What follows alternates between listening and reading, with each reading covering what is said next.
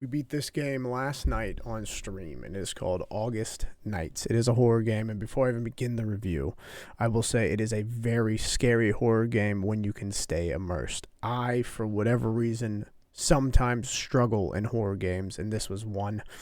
I looked up multiple videos and just, I guess, either skipped too far ahead and missed what I was supposed to do and had to end up figuring it out on my own, or there were too many commercials and I was like, I'm not fucking dealing with it. This is a relatively short game. I think I did it in under an hour or a little over an hour. I think it's 10 minutes. Yeah, an hour and 10 minutes for me. Just because I had that little mess up in the beginning. Basically, you want to just keep looking out that peephole until you don't have to. And then I couldn't figure out the code to type into the remote. There's a remote you find in the bathroom. And pretty much, I'm not going to give you the number. I know the number, but it is on that piece of paper. There's a note, or not a notebook, a newspaper printout, or a piece of newspaper. What am I trying to? There's a fucking newspaper on a table. There we go. That has numbers on it. And if you use your brain, you can kind of see the letters off to the side or the three numbers, and you just go from there. After that, it is, in my opinion, a very, very scary game. It had my hairs on my body standing up. I was nervous. I was scared. I didn't want to continue. It was good. I haven't played a game that's made me feel like that, I think, ever, outside of maybe the Bathhouse, which is another one that we just recently beat. These two, or this game alone, we're not even talking about the Bathhouse, forget that one. August Nights is by far one of the scarier games that I have played this year, and I hope to find more like it, or at least continue finding games that are like this. In my opinion, this is a gem in the horror genre. It is longer, and it is a little bit pricey. Well, it's not too pricey. I take that back. It's $3.99. It's not bad for the experience you get.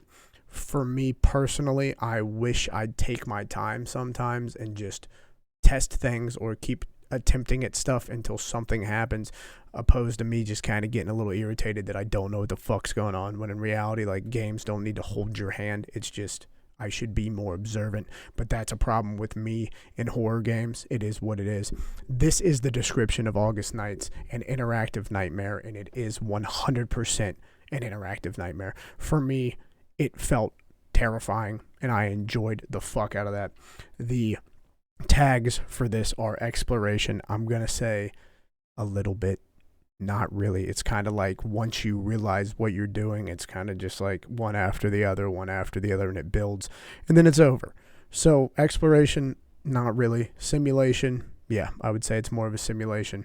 Immersive sim, sure. Linear, 100%. Walking simulator, yes. Mystery, kinda. I don't really know if it explains the story, but it definitely has the mystery feel to it. Indie, yes. 3D, yes. Supernatural, yes. Realistic, it has beautiful graphics. Horror, yes.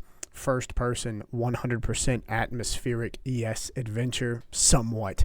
Psychological horror, yeah, I was fucking sweating. So this game, in my opinion, deserves a lot more praise, and it came out this year, June 17th, 2025. And I would have to rate this thing probably an 8.4 out of 10. I will tell a lot of my friends that play horror games that this is a good game to play.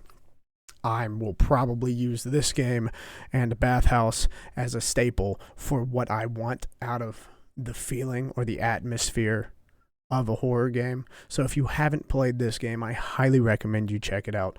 It is $3.99. You can find it on Steam. It is horrifying, and it made me want it to be longer, if I'm being honest. But for what it was great, and I highly recommend it. So, like, comment, subscribe, say something nice, or say something mean. And until the next one, peace.